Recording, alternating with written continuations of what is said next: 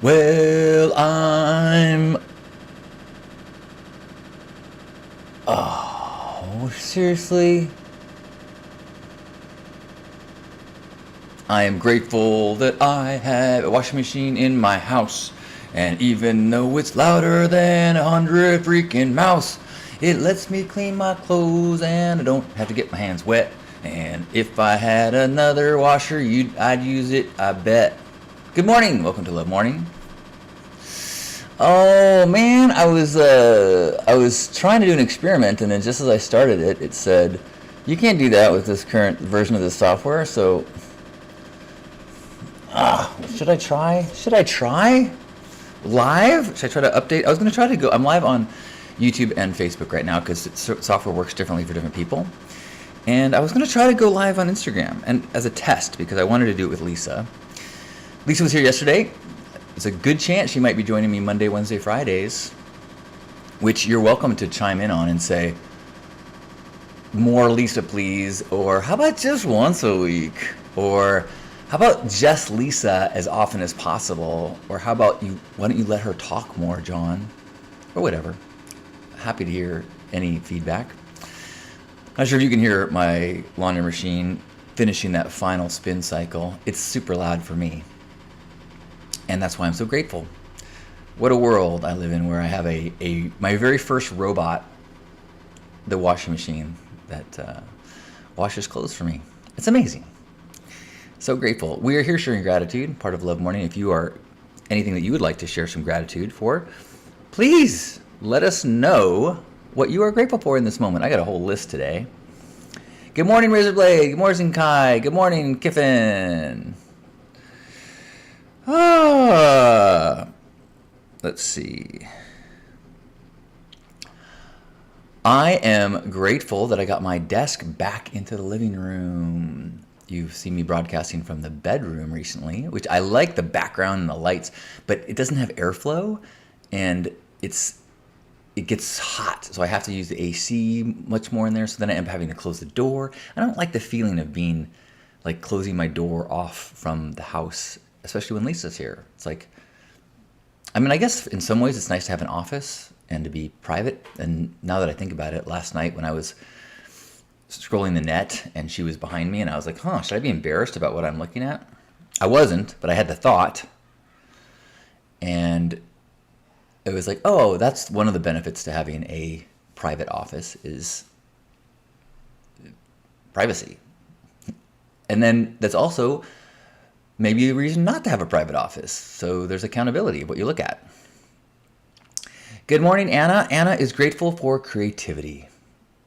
Me too. Did you see the reel that I put on Facebook and YouTube with the quote or the audio from Rick Rubin talking about the creative act, which I think is the name of his new book. Is it The Creative Act?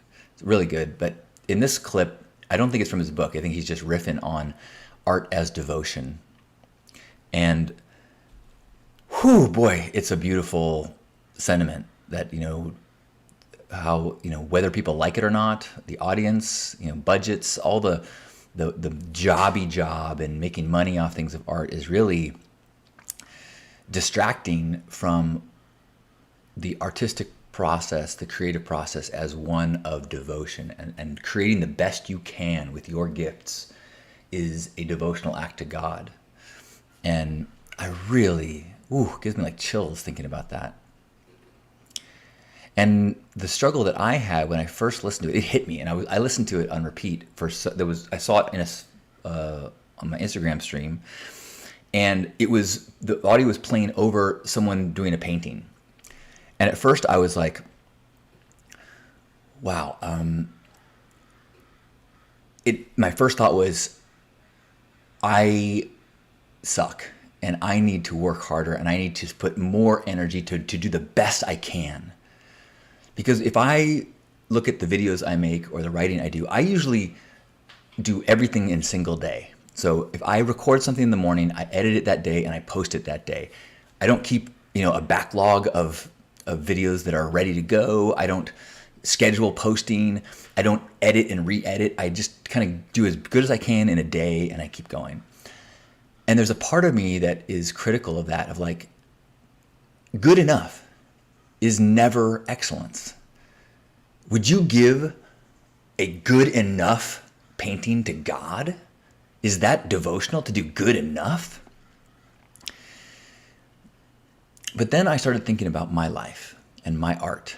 And what is my art? Am I a video blogger? Not really. Am I a painter? No. Am I a sculptor? No. Am I a community builder? Kinda. Am I a writer? I mean, and I go back to what my cards used to say for many years, and it said lifestyle artist. And if I think about what Burning Man has taught me about life as art, and art is not something that is specifically on a canvas or put on a pedestal or, recorded in an MP3. Art and being an artist is a way of living and a way of making choices and a way of living intentionally and authentically. If I think about it like that, then I think, yes, actually, my devotional art piece is my life. And I do believe that I am living devotionally. I do believe that I am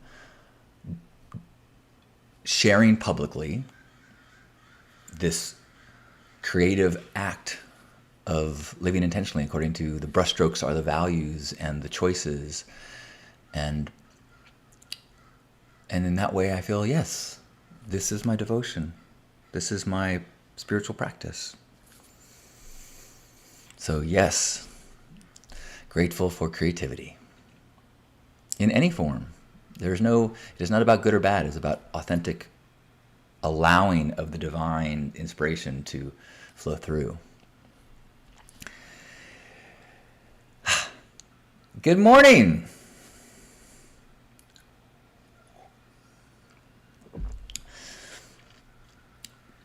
We are live on YouTube and on Facebook.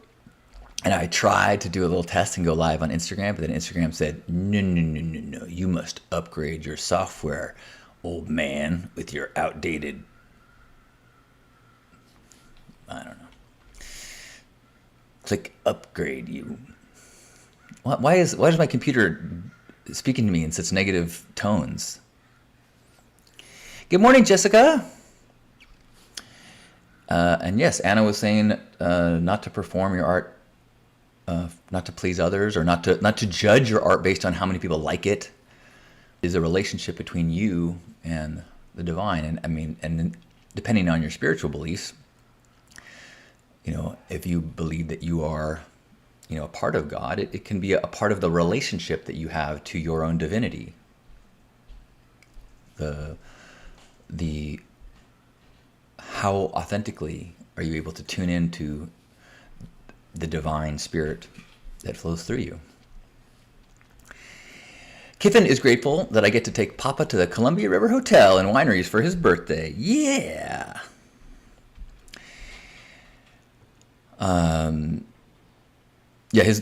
Victoria's saying that is from the book. I'm not saying it's not in the book. I'm saying I don't think the clip is from the audiobook, because I have the audiobook, and the tone of voice that he uses in the audiobook, it kind of can tell he's reading. And in this clip, it feels like he's speaking. He kind of like changes a word in the middle a little bit. It sounds like a little bit more conversational. I could be totally wrong, but that was just my thought. Oh, don't do that. Let's try this. All right, let's do it. Let's do a test. You guys up for helping me with a test? Well, bye, Karen. Nice to see you pop in. Hello, Renee. Kiri, good morning. Kiri is saying, I feel so grateful today for feeling loved and desired as I am, by myself and by others. Ooh, I feel that. Thank you for sharing that awesome sentiment. Kiri continues, I feel worthy and valuable, and I absolutely cherish that feeling when it is present. Thank you for that. Let me see if I can make this test work.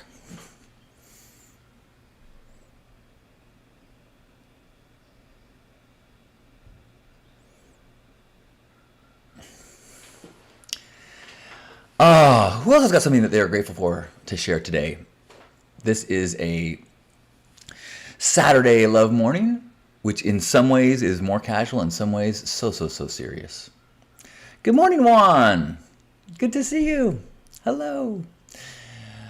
We are sharing our gratitudes. We are sharing the recognition that we're all together. I'm polysocial right now, so I'm live on Facebook and YouTube and Instagram.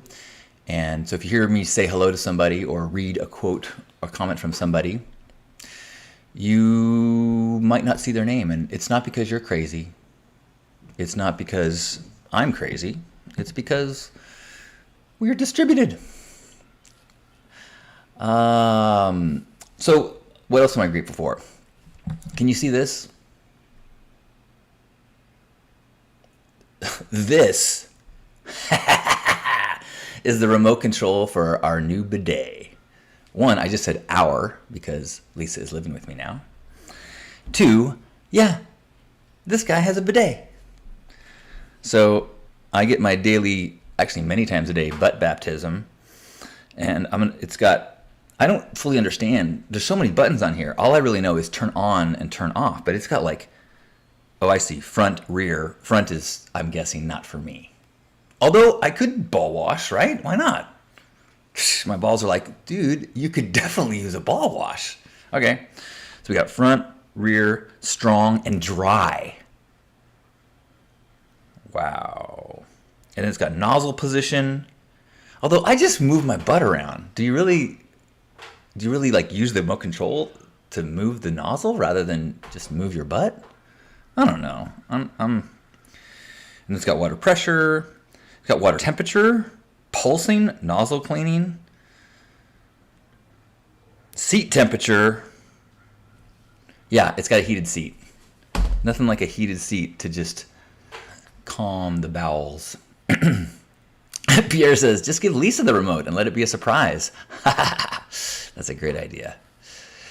She was painting the bathroom, and she goes, I need to close the door for a second to do this section. And the door was closed for like 15 minutes. And I was like, you don't have to make up some elaborate lie about painting the bathroom. If you want to spend 15 minutes alone with the bidet, that's fine, baby. That's fine. Good morning. Hey, Mike. Seriously, Mike is saying that a bidet is the perfect after playa accessory. Wouldn't that be a great theme camp to have, like, bidet camp on playa? And it would be like manual. Like people sit in a bench with a whole, like a public thing, like 9 at a time, and you sit on a bench with one of the slats removed, and people beneath them have spray bottles, and then leaf blowers. Oh, come on, this is a great idea. Who's in? Let's do this.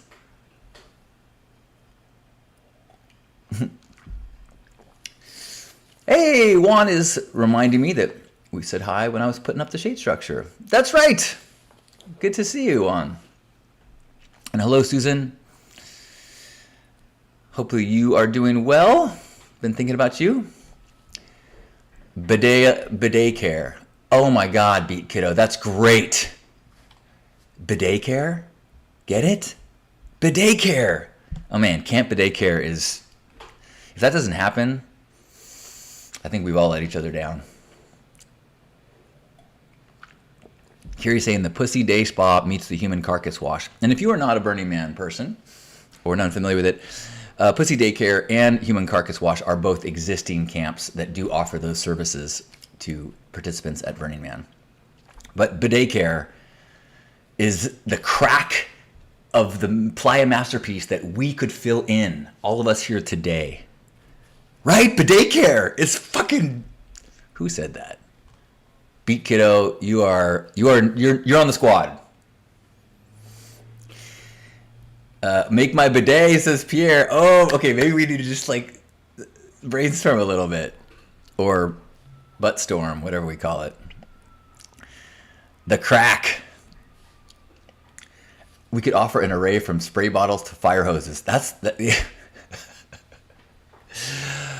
Oh, Well, I was reminiscing yesterday with my friend and co-host Giannis, who we do Stay Sparked podcast together, and he was here yesterday. We were just socializing and remembering there's a San Diegan Sparky who used to do a flaming enema performance, and he would shoot propane and shoot a fireball at your naked butt. It didn't go inside your rectum, but it would spread fire and like burn your hair around that area.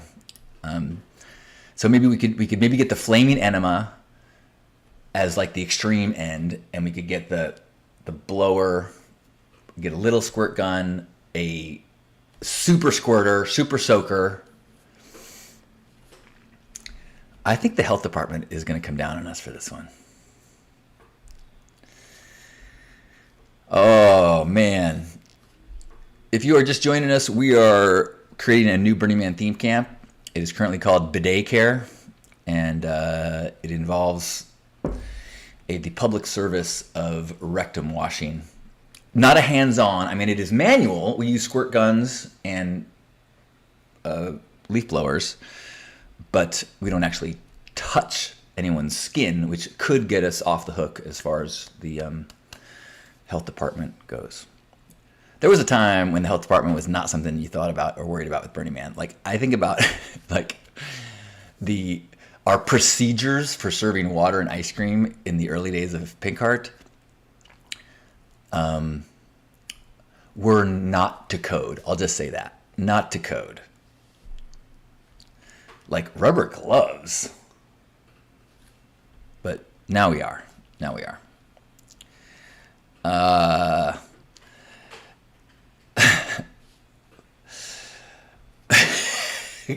Kai says we're going to need eye protection. See, that's why we're a team. All right, this is good. This is a true brainstorm and a crack wash.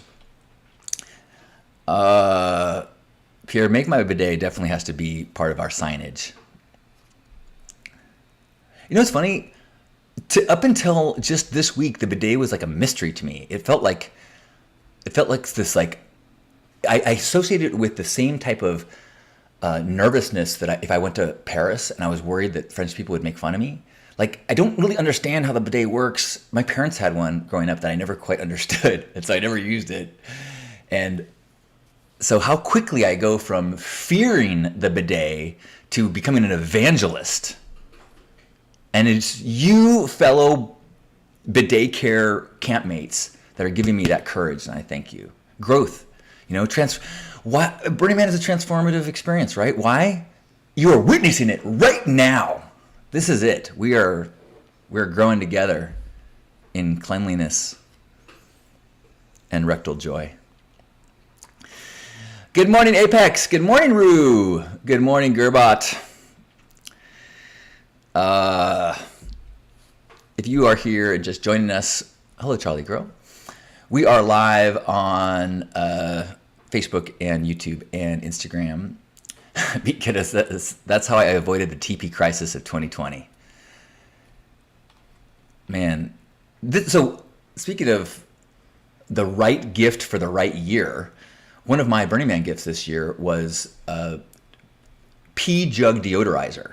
You may have seen me, I did like a commercial for it. It's the same blue stuff they put in porta potties, but I put it into little bottles and I had a label on it with my picture. It was Halcyon's pee jug solution. And the point of it was that, like, if you don't use a pee jug at Burning Man, I can't even with you. But even when you dump it every day, by the end of the week, there's something that happens to human urine over time and heat that just is like, ugh. But if you use some deodorizer, it's fine. So I use it myself, and so I was gifting it out. And this year, like, it was the greatest gift ever, because during when the roads were closed and the porta potties weren't being serviced, they asked everyone to please use pee jugs. Please do not pee in the porta potties because they have a limited amount of space. Pee jugs are way easier to deal with. So let's just, as far as the volume in the porta potties, let's use it just for poop. As that came out of my mouth, I realized that it's breakfast time for some people, and I apologize for this topic. Aaron saying, do you ski or do I just rock the goggles as the aesthetic? Actually, I rock the goggles as part of the aesthetic. These are my Burning Man goggles. And I was having a kind of a weird hair morning, and I just, rather than deal with my hair, I just threw on the goggles. And good morning, Aaron. A bidet a day keeps crusties away, says Rue. We're gonna need eye protection. This is all working out. Good morning, Carolyn. Carolyn is grateful to be going to the Spiral Jetty today. I remember Spiral Jetty from 10th grade art history, AP art history. That's actually, of any class I've ever taken, 10th grade art history stuck in my brain more than anything else. I remember so much from that class. I actually referenced it in something I wrote yesterday. I referenced Kandinsky and Pollock. Holy moly. And I remember Spiral Jetty. Carolyn is saying it is a giant art project made of black rock in the salt flats. And then we're going to find seer stones that the Mormons used to see the future. Whoa. That's awesome. You is complimenting me on my plant choices. Thank you. Actually, to be totally honest, I moved some around so they would be on camera. Actually, there's 1, 2, 3, 4, 5, 6, 7 plants in front of me that you can't see. But I love plants. No dogs or cats for me, but lots of plants. This is Love Morning. It is a daily live broadcast, 9 a.m. It is generally on YouTube and Facebook, but today we're trying Instagram. It is a chance to share gratitude. So if you're grateful for something, we would love to hear it. It's also a chance to just kind of like remember that we're surrounded by like-minded, open-hearted people. And really, it's not just, when I say like-minded, what I'm thinking, because how I would qualify my vibe and the people that I tend to congregate with, it is sexy, sacred, silly. Sexy, silly, sacred. I actually have shirts that say that. Because too much of any of those doesn't quite work. Any of those with the exclusion of the others, not quite working for me. But sexy, silly, sacred, that is the sweet spot of the Love Morning and the Hug Nation vibe. And knowing that there's other people like that, and that we are open to connection, and that it helps us to become ambassadors and stay in that mindset of being love ambassadors in the world, and being the people that show others that it's okay to be a little weird, to be a little bit friendlier, to be a little bit more creative. Just let's forget creative and weird. Just to be friendly and connecting and kind. That is, if you just adjust your behavior a little bit more to eye contact and thank yous and hellos and good mornings, boom, you are now an activist in the world. Anna's asking if this year's Burning Man was cleaned up. They're in the process right now. The restoration team is there right now. And I guess there was the great article in GQ magazine about DA, who is the head of restoration. So if you want to learn more about restoration, GQ magazine, you can look it online. Jay, good morning. Jay says, sorry I missed you on the playa. It was a bit challenging to visit. Yeah, I know. A lot of my plans fell through. Susan says, we have those shirts. You do? Oh, that makes me so happy. I think I need to redo the Sexy, Sacred, Silly shirts, because I used a font that's very thin on a really soft shirt, and they don't seem to last very long. My year-old shirts are already kind of like, eh. Good morning, Miss Kelsey Lynn, asking, how are you decompressing? What inspired you this burn? Ooh. Well, I am, I think I'm just decompressing very well. I actually have returned from the burn and moved in with my beloved. And so Lisa and I have been integrating our lives, and that has been, this beautiful continued art piece of our love. And so some of the things I'm grateful for are like how beautifully that is going. She happens to love cooking. I don't mind doing dishes. So we've been having wonderful meals that she enjoys making and sharing, and I am so appreciative And then she's stoked that she just can leave a messy kitchen and I deal with it. And I'm super happy. So I'm grateful for that beautiful balance. The burn itself was, this is a long conversation that I've been touching on over time. And you can look at my Medium article or sign up for my newsletter, and I've talked about this a little bit. But I did not indulge in the intoxicants that have been a part of my life for the last 25, 30 years. So it was a very different burn for me to do sober with an asterisk on it, like sober from the things that have been problematic for me. And so the burn was not as fun as it has been in the past for me. But when I look back, I feel like it was massively important for growth and massively important to solidify the choices that I've made for the kind of person that I want to be and the kind of life that I want to have moving forward. And raging and escaping bad weather and escaping and numbing is not no longer part of my tool set.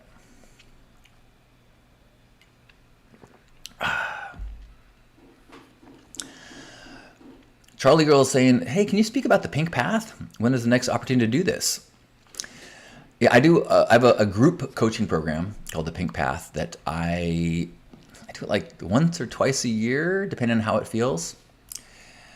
Enjoy the mountains, Beat Kiddo. Thanks for Bidet Care name, and we will see you on Playa as we build our dream palace.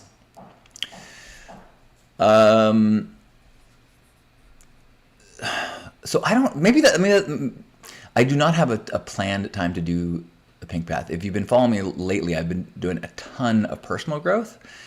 And so I've been thinking about maybe I should do the Pink Path again, just because I always do it with the group, and it might be a good thing for me to be vulnerable in that place of what I'm going through.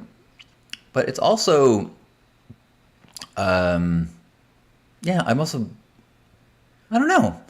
So I don't know the answer but thank you for that reminder, that nudge. It's basically a combination of lessons from Burning Man and my grandfather and the personal experiences that I've had that have allowed me to integrate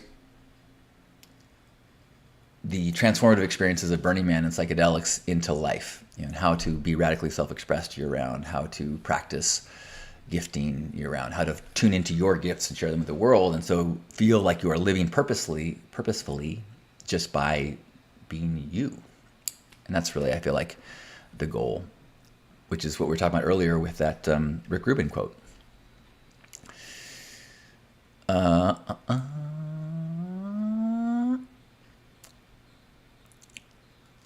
see.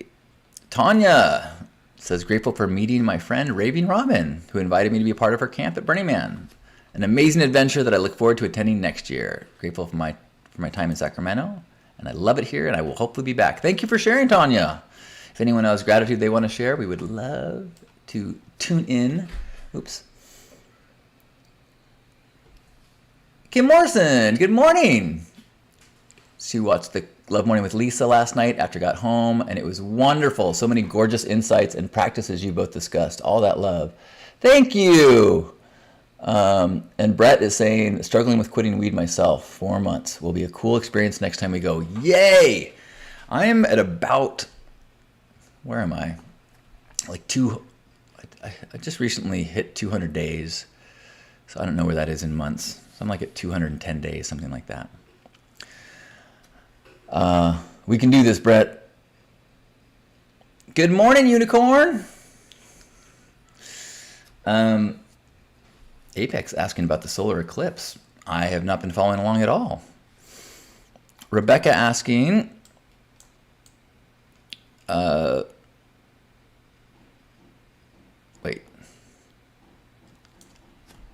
Oh, I might not go to Burning Man because it was so brutal. What changed? Well, first of all, I mean, the weather was 30 degrees cooler this year, and the heat was really the heat, and I believe I had COVID while I was there. So I struggle with the heat. This year I was still very nervous about the heat. I put a lot of energy into how can I prepare for the heat in terms of extra insulation on the RV and extra shade over the RV. You know, really trying to do whatever I could to make sure I could have some solace from the heat. And I also, going with my new partner was an opportunity to have a new experience. And I felt like even if I was uncomfortable, that it was a challenge I was willing to take on, and especially when I had the support of Lisa. During my talk on Thursday for the Pink Ride, one of the things that I shared was that I'm working on trying to become more comfortable with discomfort. And then the next day, Mother Nature said, "You got it," and gave us all the mud and the rain, which dished up a certain amount of discomfort. So honestly, I'm in a headspace right now where a part of me says, I definitely want to return next year. And a part of me is like, do you? You don't like the Black Rock Desert. Your body does not like the Black Rock Desert. You like burners. Like, I'm going to Utopia in October. So if you're in Southern California, and I highly recommend checking out Utopia. It is the San Diego Regional Burn. It's like 4 days, super fun, good people, more casual, easy to get to, not as extreme weather. Although who knows with our climate now. Jay says, I'm grateful to have Burning Man as a happiness contrast to daily life. Really highlighted that I need to find more happiness off playa. Ooh, Juan is grateful to have had a positive good news colonoscopy. Speaking of butt health, and if that made no sense, then you might want to rewatch the beginning of this broadcast. I actually have a colonoscopy scheduled for November. And I am not looking forward to it. But I've never had one, and I'm glad I have a bidet. I'm told that the preparation for the colonoscopy involves so much wiping that you'll wish you had a bidet. So I guess I nipped that in the bud. In the bud.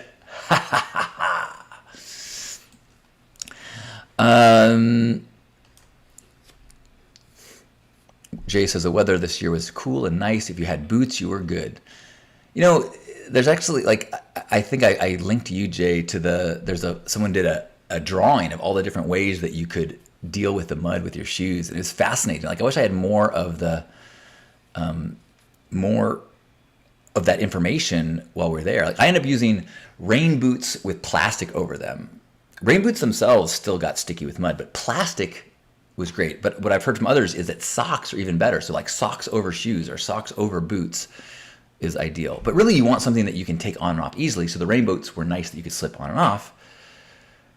Man, I really got to make a video about rain.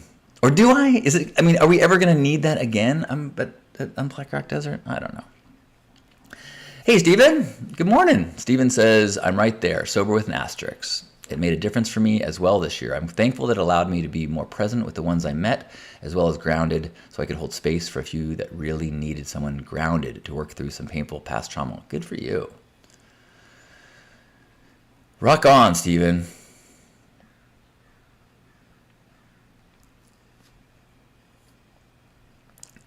Charlie Girl saying that being in love with Lisa is giving me a vibrant glow and giddiness. I agree. Kim saying, grateful for the Monaco family, our beautiful ship and wind for sailing. Mud was interesting, and seeing all the creative solutions was inspiring. People helping people. Yes.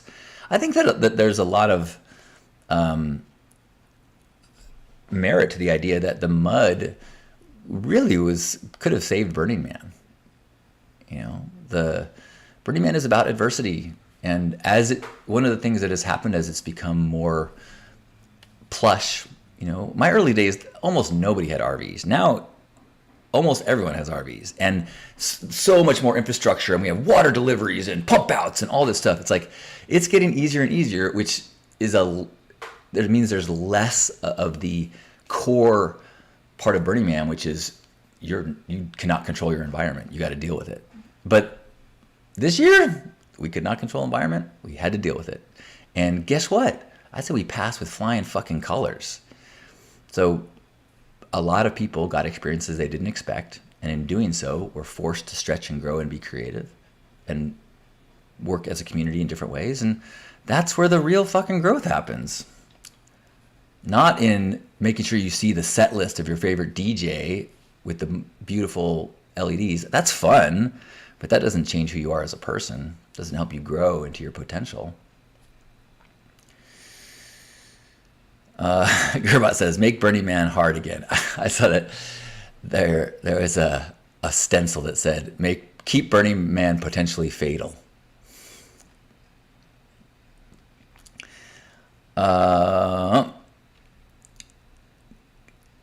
Kai just made an attempt to install a bidet in a common bathroom. The fittings provided don't fit. Grateful for plumbing supply places and a decent adjustable wrench. I admit I outsourced the installation and had my friend Kiwi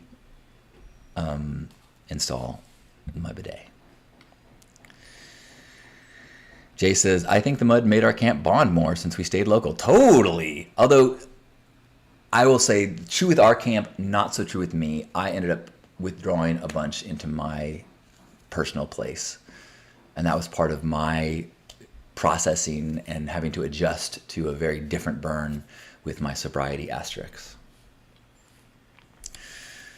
Wow, it's already 9:40, or almost. So many things that I still haven't talked about. I'm grateful that today at 12:30 I am recording a episode of the Burner podcast with Arash. We're doing our yearly Burning Man overview.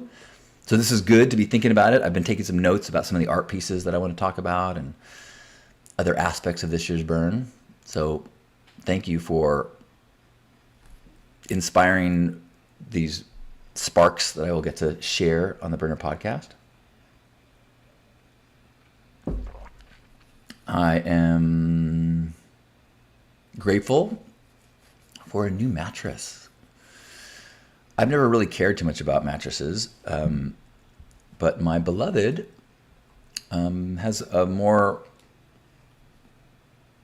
specific requirements, and she's moving into my home, and so we got a new mattress yesterday. Of course, all the mattresses have these like things you can, 30 days or 90 days or 100 days, and you don't like it. So I think we're in our trial period. She'd be mad if I said this. When we put the mattress down, she's like, dude, this is one lucky mattress. I'm like, seriously, this mattress is going to witness like Olympic quality shit. I'm like, I know.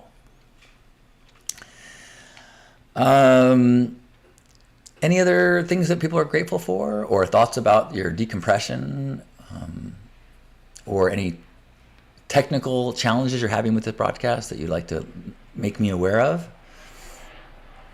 This is a live broadcast every day, 9 a.m., unless I'm out of town. And it is an opportunity to share gratitude, as well as an opportunity to just be reminded that we're surrounded by like-minded, open-hearted people in this world, even if it sometimes feels like the world is full of people who are closed off. And sometimes we have to be the ones who extend that olive branch of smile and kindness and thank you and hello. Good morning, Tom. Tom is grateful for clear skies so he can nerd out with folks at Nocturnal this weekend. Good to see you, Tom, and it was good to see you yesterday. Nice to see that you are still spreading the gospel of your passion for the cosmos.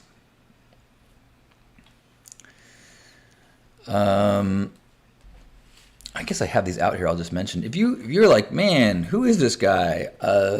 My second book, Protagonist, is a book that goes through all of the projects that I've done over the last 50 years, and each project has a little QR code that will take you to videos and further explorations online. It's Protagonist. You can get it on Amazon, or the link at my website, johnstinn.com, has all my good stuff.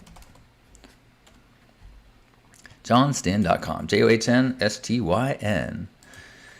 And there's also mention there on there of the Pink Path, which as I said earlier, I don't know when I'm going to do it next, but if you want to let me know that you're interested, that will certainly make it easier.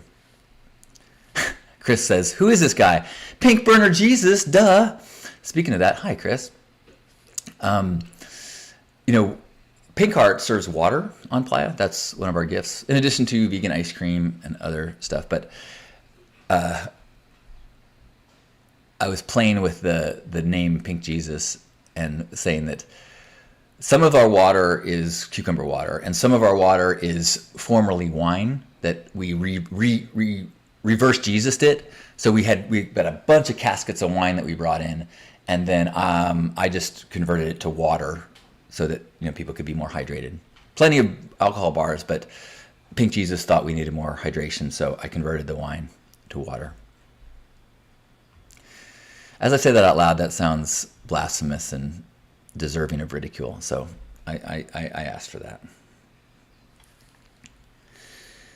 The Burner Podcast, yeah, it'll be I think it's wherever you get your podcasts, as well as they post on Facebook and Spotify, I think, as well.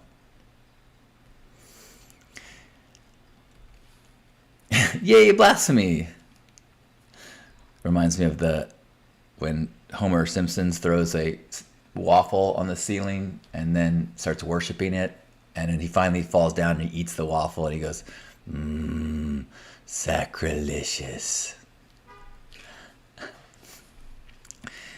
I will give Arash a hug. Jay's saying he loved testing a new Burning Man setup. After 11 years, it worked well. A solar panel and a 10-pound motorcycle battery that powered lights and charging for phones and flashlights. Nice. Good work. Okay, beautiful folks. What a treat this is to start the day with you.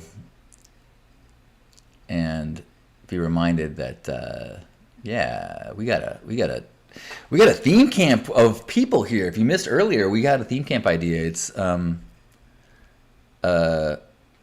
bidet care. We're gonna add to the long-standing Playa tradition of finding a need on the Playa and then fulfilling that need. And the raised seating, people drop their pants, sit on the seats. We spray them with squirt guns, super soakers, and then use a leaf blower to dry their bottoms. I really think we're onto something. And speaking of onto something, let's give ourselves a hug. So wherever you are in this moment, give yourself a big squeeze. And as you feel your arms holding you, let it be my arms and the arms of the people that are here, the names you've heard me say, sinking into that place of awareness that we are all so much more alike than we are different. And no matter what you hear in the news, the world would rather hug you than hurt you. So let's sink into that recognition of our oneness as we take a deep breath in and squeeze.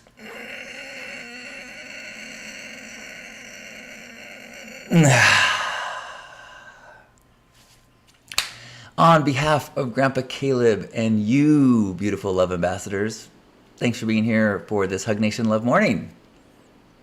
We're here every day at 9 a.m. I love you. Have a beautiful day.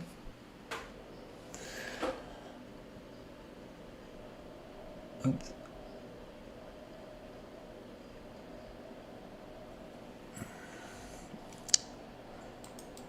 Love you too, Jay. Thanks, Victoria.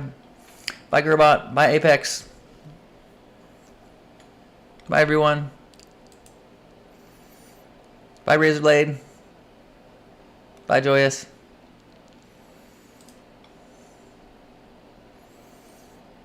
Bye, Kai. And Anna. And Lilu.